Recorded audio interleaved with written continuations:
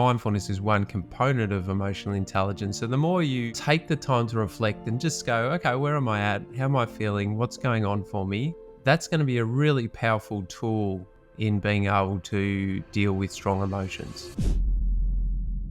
We're almost fighting against our brain physiology when we get into conflict, because often we do feel not physically threatened so much, more psychologically threatened. And when we feel psychologically threatened, we are going down into those lower brains. So to be emotionally intelligent, we need to first of all be aware of that. And that's where I think the concept of mindfulness is so powerful, because mindfulness is about being aware of what's going on for you. And obviously also being able to tune into the other person. But the first thing is noticing where you're at. And if you're in those lower brains, which more or less means you feel really stressed, you're clouded, you're not clear, that means you're not going to be thinking with the frontal lobes and neocortex. So you're not going to probably be very productive trying to sort out the conflict when you're in those lower brains. So the first thing for me, emotionally intelligent, is being aware of yourself, knowing what state you're in, and how do I get myself into the right mind state, the right emotional space to be able to have a conversation where I'm not going to escalate. I'm not going to either escalate or shut down, because shutting down is not helpful either. And be able to find my center to, the best I can, that I'm not going to say or do something that's not going to be helpful. And so it is a challenge, because most of us will get caught up in emotions in a conflict. And that's what makes it a conflict, is when we're caught in emotions. So emotional intelligence plays a really big role in ensuring that we're not having the conversation when it's not wise to. And then when we're having the conversations, again, it's being able to tune into ourselves to know what's going on.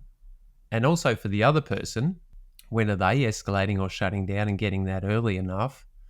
So that's all part of that, I think, emotional intelligence, that we're able to notice what's going on, so especially our emotions and the other person's, and being able to manage that in the moment. And also being smart about when I might have that and what state I'm in, to be able to have that conversation that's going to keep it constructive.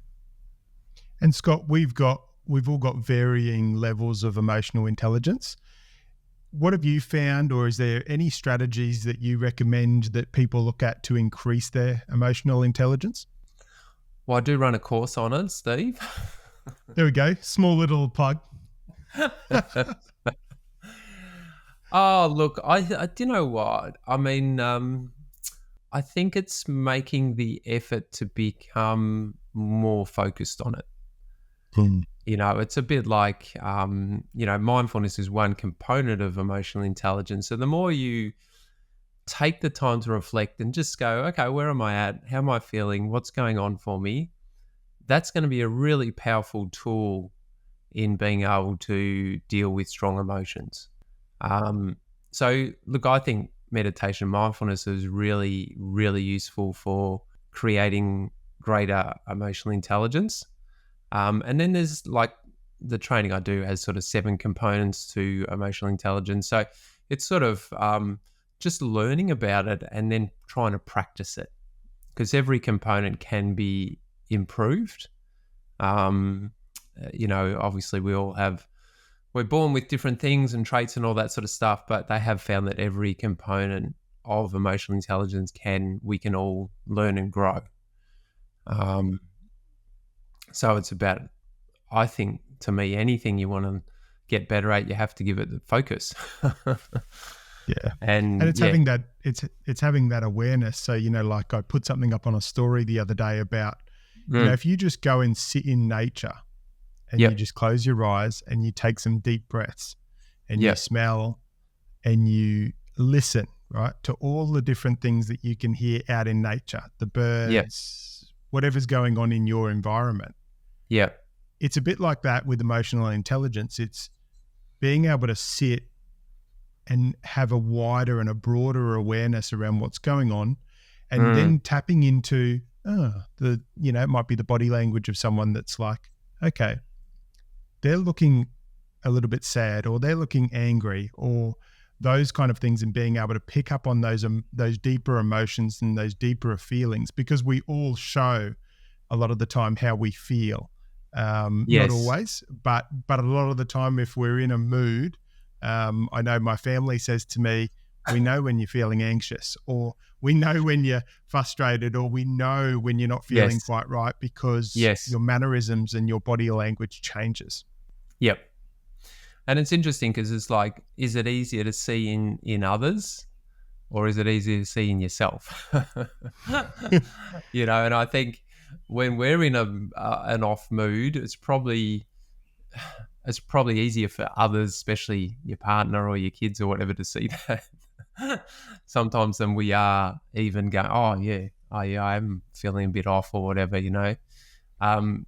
In conflict, it's funny, I think people get more self-absorbed, so they probably are more focused on themselves, but whether they're conscious of their emotional state and being able to step outside of that is probably the more challenging part.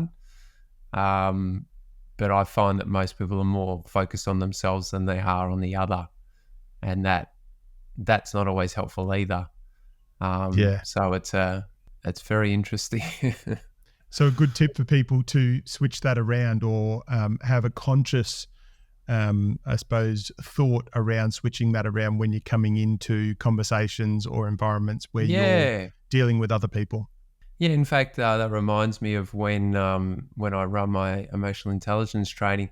One of the little activities I do is I get people to think about a recent conflict they've been involved in, and I get them to write down what's been the impact on them, and also what they feel the other person didn't or doesn't understand from their perspective. And so they do that, and then I get them to do something a bit more challenging. I get them to step into the other person's shoes who they're in conflict with and try to write down the same things. What's been the impact on the other person, and what do they feel you don't understand from their perspective? Yeah, that's powerful. And it's people struggle with it. Yeah, but it's powerful if you can unlock the ability to do that. You can actually shift your thinking and shift your mindset, and also shift your perspective some way, which then allows you to be more empathetic, understanding, and compassionate in conversations. And even just trying to think from the other person's perspective, how would they see this? What would their concerns be? Or why would they find this difficult? Or what am I? Because, in conflict, most people just blame each other. That's one of the big obstacles or traps people fall into. And so to be able to try to put yourself in the other person's shoes is just really helpful, because it helps you step out of that blame game and sort of go, oh, okay, how may have I contributed to this situation, rather than just look at what the other person's done, because majority of people will point the finger.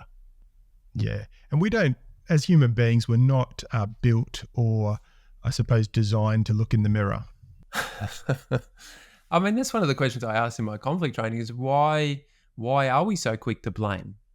Why do we point the finger? We see kids do it, but adults do it as well.